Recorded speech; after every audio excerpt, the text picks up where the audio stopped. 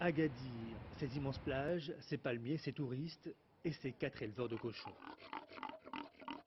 Parmi eux, Saïd Samouk.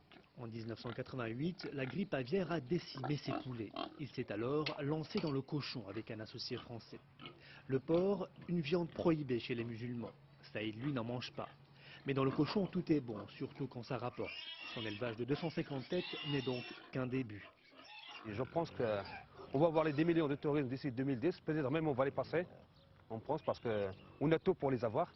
Puis nous, on pense à doubler, quoi. On pense doubler notre production. S'il y a des touristes, il faut bien qu'il y ait des cochons. En clair, quand le tourisme va, le cochon va. C'est aussi la devise de Jean-Yves Chriki. Lui possède 1000 porcs et une fabrique de charcuterie qui tourne à plein régime. Son chiffre d'affaires a même doublé en 3 ans.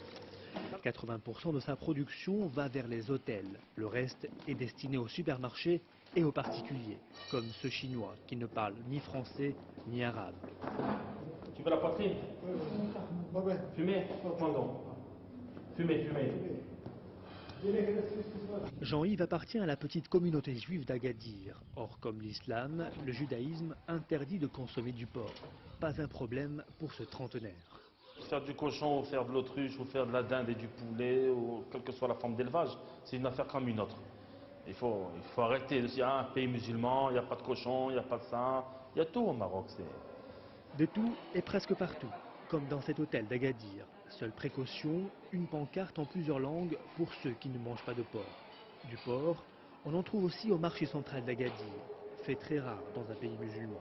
Ma femme tout à l'heure cherchait les charcuteries, elle m'a dit on n'en trouvera pas ici, parce qu'ici ça ne marche pas, ici on en trouve, alors comme on veut, la preuve c'est que là on vient de commander de la chair à saucisse pour demain, et on aura de la chair à saucisse pour demain.